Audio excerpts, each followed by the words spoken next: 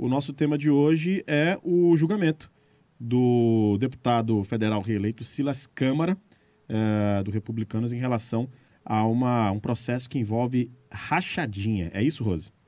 É isso, Rafael, e é um tema extremamente espinhoso, uma situação muito grave envolvendo o deputado federal Silas Câmara, que está no 7º mandato consecutivo como deputado federal. A gente sabe que o deputado Silas Câmara representa o segmento religioso da Assembleia de Deus, é um parlamentar que sempre teve alta influência, muitos cargos majoritários sempre foram na Assembleia de Deus, por meio da atuação também dessa representatividade do Silas Câmara, pedir apoio, né, nas disputas eleitorais.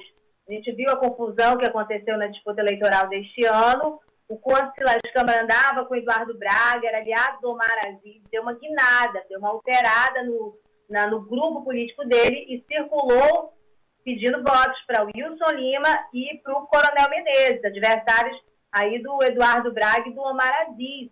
Portanto, neste momento, Silas Câmara, no contexto das principais lideranças com força política e com força também em função do novo governo, que é o governo do Lula, ele está um pouco distanciado dessas duas principais forças políticas do Estado, Eduardo Braga e Omar Aziz, que são importantes lideranças nacionais. Eles têm realmente uma importância nacional muito grande em função do espaço que ocupam nos partidos deles.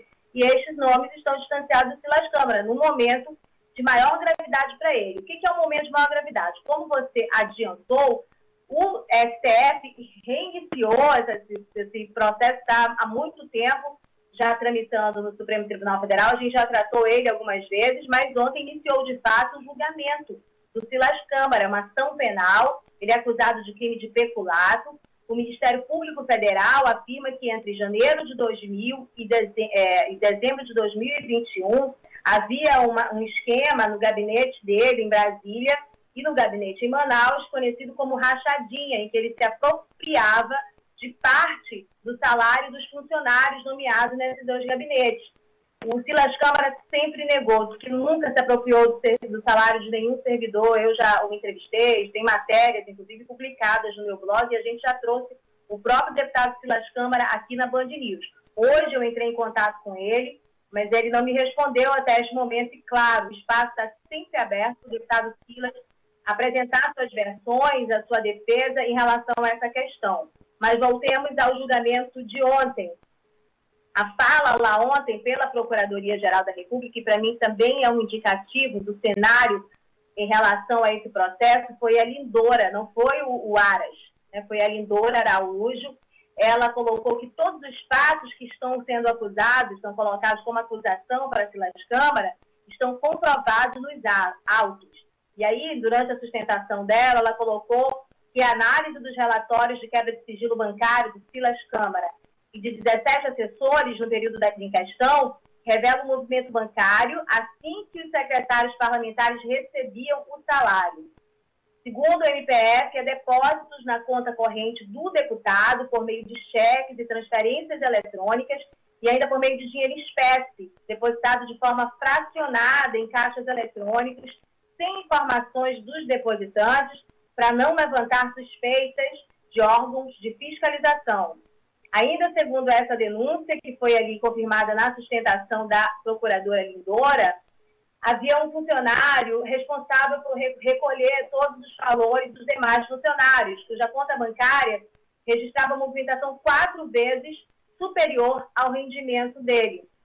Para o Ministério Público, não se sustentam os argumentos da defesa que os valores recebidos por Silas Câmara seriam quitação de empréstimos ou adiantamentos salariais obtidos pela equipe de servidores, uma vez que não há qualquer comprovação da transferência inicial dos recursos. Ele argumentou que esses recursos que vinham dos salários, vinham dos servidores para a conta desse servidor que movimentava tudo no gabinete do Silas Câmara, que é a acusação, eles argumentam que isso era tipo empréstimo, o adiantamento do salário. Mas o MPF diz, olha, não tem comprovação nenhuma que ele fez essa transferência de adiantamento ou de empréstimo.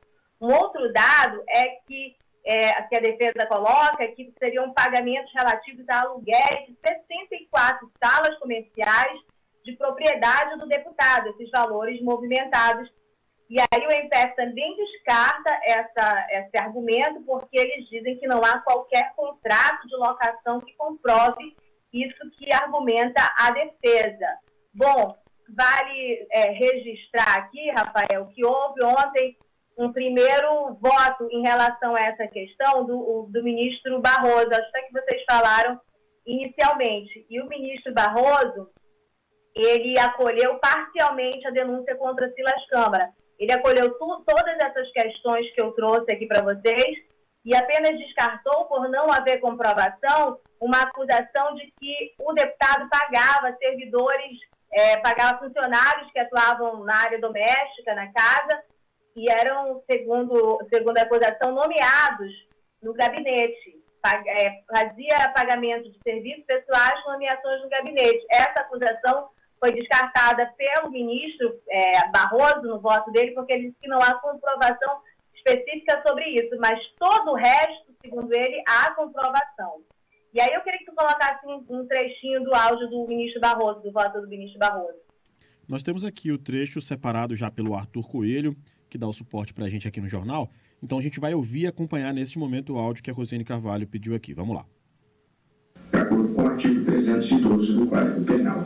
Esse parâmetro largo visa justamente a permitir ao Poder Judiciário diferenciar, dentro do espectro de condutas que tipificam o delito, as ofensas menos graves daquelas mais repugnantes à administração pública, consideradas as circunstâncias de que cuida o artigo 59 do Código Penal. Reconheço, no caso sob exame, o maior grau de culpabilidade da conduta, na medida em que o crime foi praticado por deputado federal, titular de mandato eletivo do mais alto escalão da República. Se a qualidade de funcionário público é inerente ao tipo penal, é evidente que, quando cometido por parlamentar federal em exercício abusivo de suas funções, o delito merece ser apenado mais severamente. Em outras palavras, para citar o nosso saudoso e querido ministro Teori Zavascki, abro aspas, quebra do dever legal de representar fielmente os anseios da população e de quem se esperaria uma conduta compatível com as funções por ela exercidas, ligadas, entre outros aspectos, ao controle e à repressão de atos contrários à administração e ao patrimônio público, distancia-se em termos de culpabilidade. Muito bem, tá então o áudio do ministro Luiz Roberto Barroso. Vamos lá, Rose.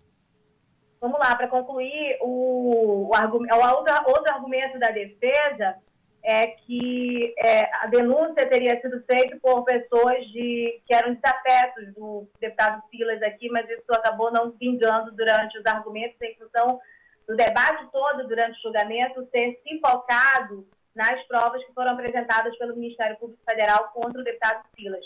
Agora, Rafael, a consequência de tudo isso é uma dor de cabeça tremenda para o deputado Silas Câmara, ao final desse julgamento, que pode durar dias, pode durar meses também, a depender se houver ali uma movimentação de pedido de vistas, que é um direito, uma prerrogativa dos membros do STF.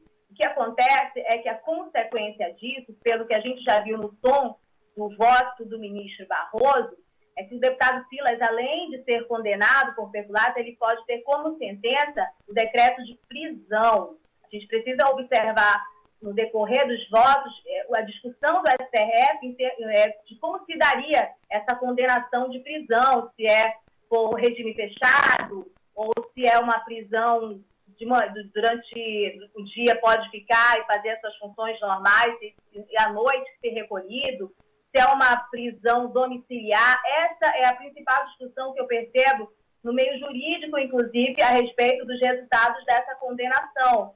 Vamos esquecer também que eu falei a data inicial desse início desse processo, tem mais de 20 anos, que vem sendo adiado o julgamento. Mas, nesse momento, representa...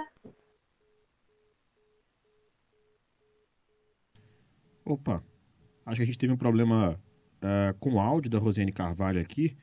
Eu vou pedir para o Thiago Pantoja verificar o que aconteceu em relação ao áudio da Rosiane Carvalho, quando ela trazia aqui a questão das consequências, né, desse julgamento todo para Silas Câmara. Rose, você está com a gente de novo?